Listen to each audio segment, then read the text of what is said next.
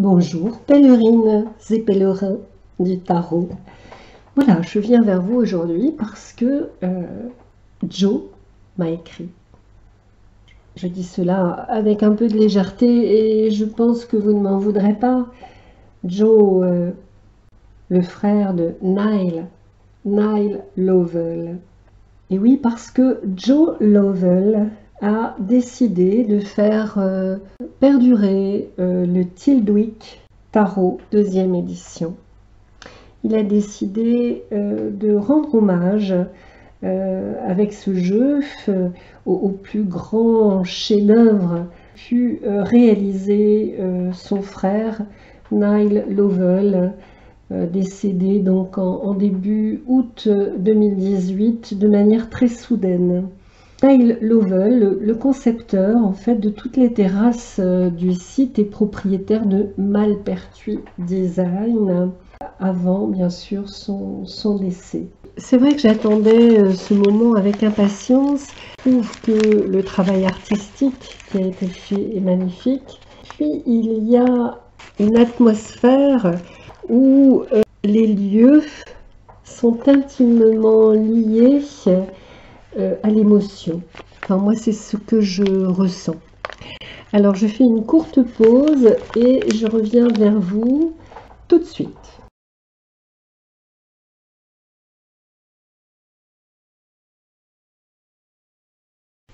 Voilà, je vais vous présenter ces magnifiques cartes qu'a refaites Joe Lovell, pardon. Alors, il a changé la tranche parce que dans mon souvenir, la tranche n'était pas colorée. Actuellement, le dessin est, comment dire, le revêtement est mat. Donc, le papier est un papier d'excellente qualité, un papier d'art de 350 grammes, avec cette jolie couleur laiton sur la tranche. La boîte également a changé et ma foi, je trouve que dans cette 2e édition, la boîte est particulièrement jolie et solide. Voilà, une très belle boîte qui rappelle bien sûr l'ancienne. Alors je vais vous lire ce qu'il y a d'indiqué sur cette première carte.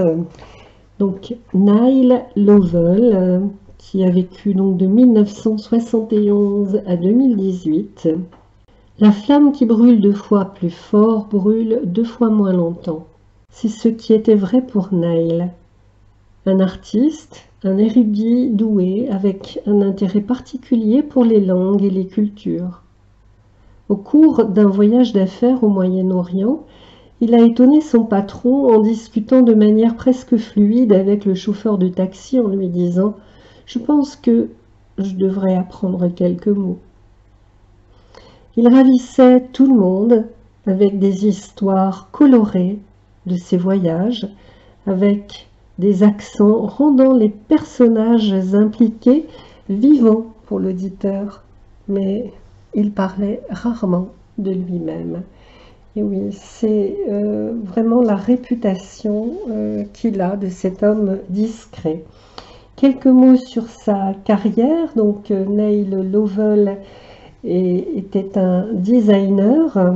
Il avait fait carrière dans le domaine de la recherche et du conseil en marque. Il a créé un premier deck expérimental, le Nijinsky Tarot, conçu au milieu des années 90 et qui n'a jamais été publié. Après un long travail, il a créé le tarot de Tiltwick en 2013 et qui a été publié en édition limitée. Il a aussi découvert le normand et travaillé sur la création de plusieurs Lenormand, dont son premier en 2014. Ces jeux sont disponibles sur ce site donc de Malpertuis qui a été repris à temps partiel, d'après ce que j'ai compris par son frère Joe Lovell. J'aime bien sur la tranche, on a donc l'année 2021 qui est indiquée. Et je trouve que présenté de cette manière, c'est vraiment le petit coffre à trésor. Hein, c'est pas la boîte avec le code barre. Alors, allons-y. Alors ici, on a le fou. Je vais essayer de faire un zoom. Voilà. On retrouve, comment dire, cet intérieur un peu suranné qui semble chargé en fait de l'émotion de ses habitants. Et en fait, ça me fait penser cet univers à la fois luxuriant et mystérieux à l'univers en fait d'une auteure que j'ai lu il y a longtemps. Alors peut-être que ça me ferait plus cet effet maintenant. Ella S. Haas, et notamment La source cachée. C'est un bouquin que j'avais lu et où on était ensorcelé par l'atmosphère exceptionnelle des lieux, intrigué, où l'on sentait une histoire émergente qui se cachait derrière tous les objets dans ces vieilles pierres. Donc ici le fou se reflétant dans notre miroir. Alors le magicien donc sur le bureau dans une ambiance studieuse, un lieu appartenant à un propriétaire qui a manifestement voyagé avec des références multiculturelles. La grande prêtresse, j'aime beaucoup la référence égyptienne.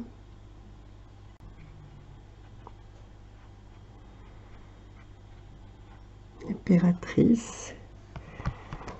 Là, parmi cette nature, l'empereur,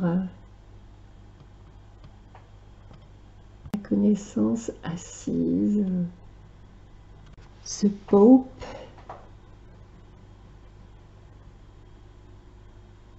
The Lover. Il y a une sobriété qui se dégage, en plus avec ce revêtement mat, ce petit cadre, mais qui est vraiment très discret, et le chariot.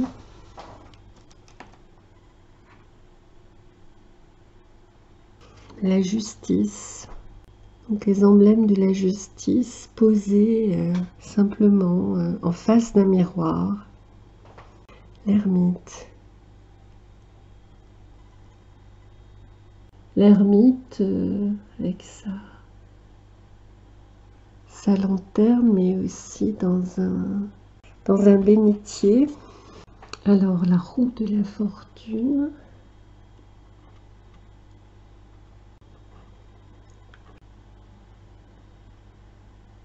Ça qui me frappe dans ce tarot, comme s'il y avait des messages ou une vérité entre guillemets, un sort qui émerge des murs, des pierres.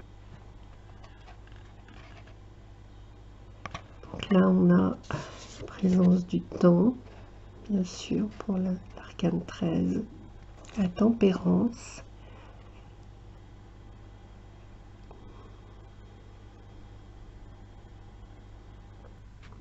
Sombre,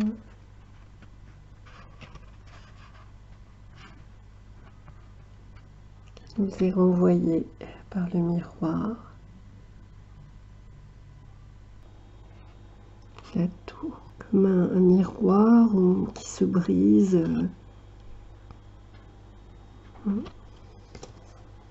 Alors l'étoile qui est qui est représenté comme pouvant libérer une source. La lune dans une couleur verdâtre, grisâtre. Alors le jugement.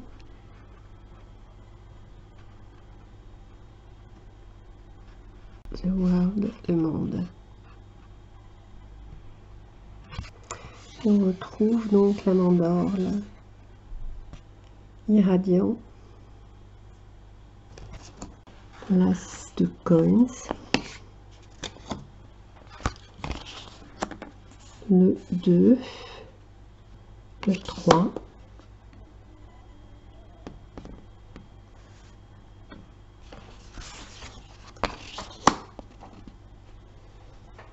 le 4,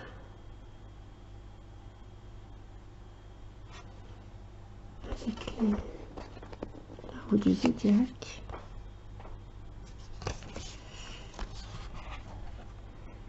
le 5, une vieille porte, sur quoi donne-t-elle? Le 6. On a vraiment cette idée de, comment dire, de construction humaine liée à l'histoire qui dépasse finalement son objet pour acquérir une existence qui la transcende.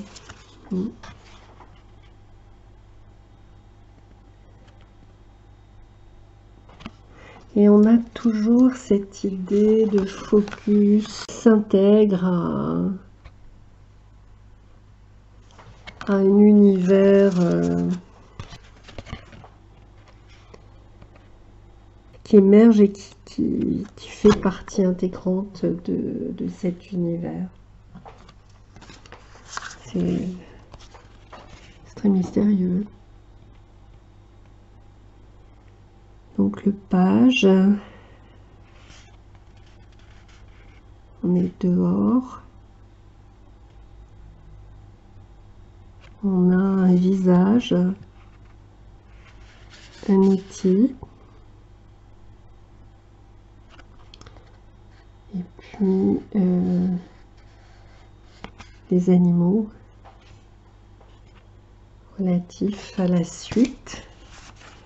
Donc, le cavalier, toujours avec ce visage dans un intérieur plus cossu. On retrouve les chevaux. Alors, je regarde, c'est une horloge. La cheminée, donc le feu. Donc la reine fontaine, eau, lotus, émotion, étoile. Ça me fait penser aussi comment dire, au château de la Belle et la Bête. Ce château animé. Une fenêtre pour le roi, donc un regard sur l'ailleurs, sur l'extérieur.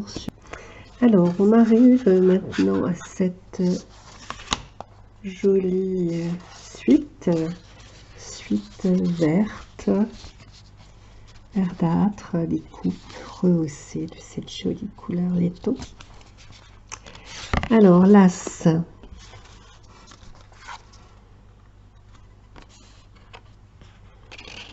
Le 2, le 3,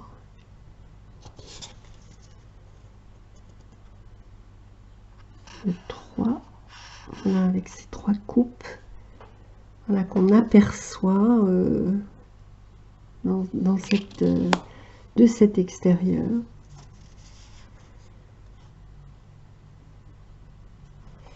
Voilà, comme des éléments qu'on pourrait nous échapper si on y prenait garde. 6, 7. Alors dans ce 7, là on a des références à notre culture. Donc il y a vraiment cet aspect. Ça me fait penser aussi à la maison de Pierre Loti, quelque part. Grand voyageur.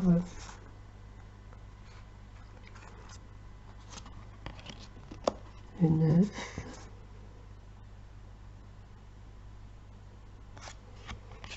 Le 10. Le page, donc toujours dans ce jardin intérieur. On n'est pas vraiment à l'extérieur et on n'est pas vraiment à l'intérieur. Je pense qu'il faut étudier de près ces références. La reine de coupe, avec toute cette végétation qui pousse dans le bassin et autour. Le roi de coupe.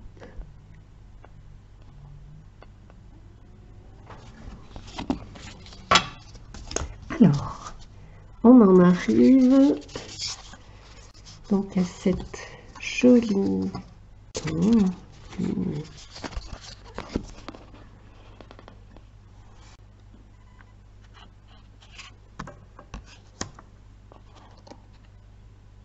le 2, le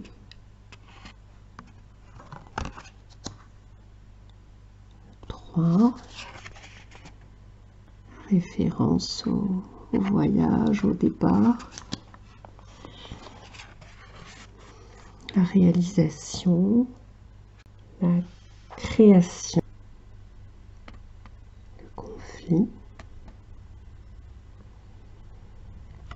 la position à défendre ou le projet à défendre.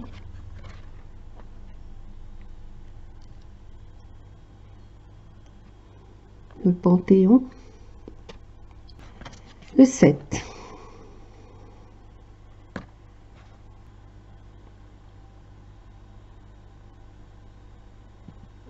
Le 8. J'arrive pas à voir ce qui est indiqué là-haut, là, dans ce cadre. Le 9. Oh, qu'est-ce que c'est joli. Saint-Christophe ou... Et le 10.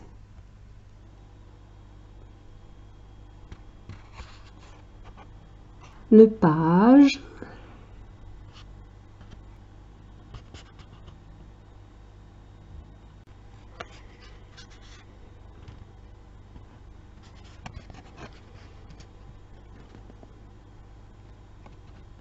La reine.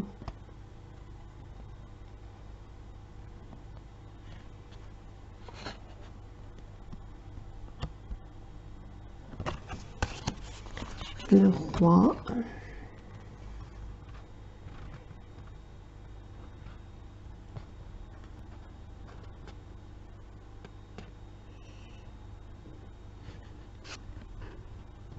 Et puis nous arrivons à la suite des épées.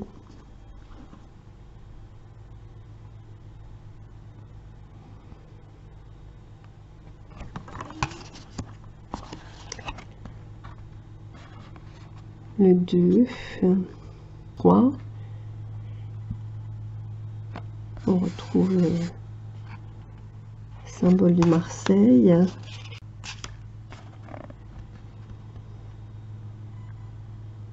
Le 4.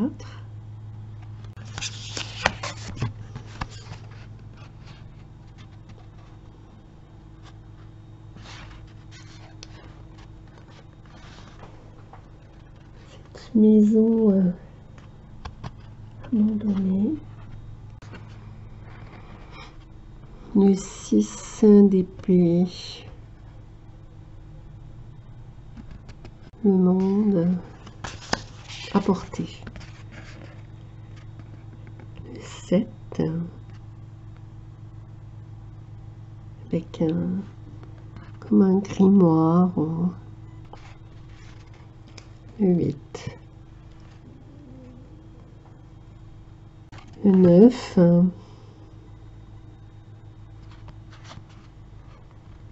Le 10.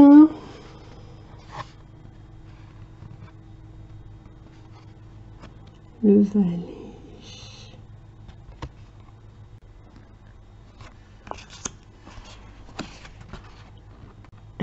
Avec le soufflet pour ranimer.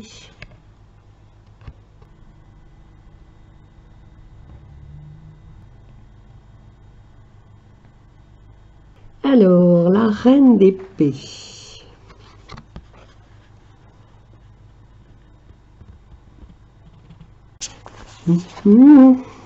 Et puis, donc le roi d'épée, avec une vision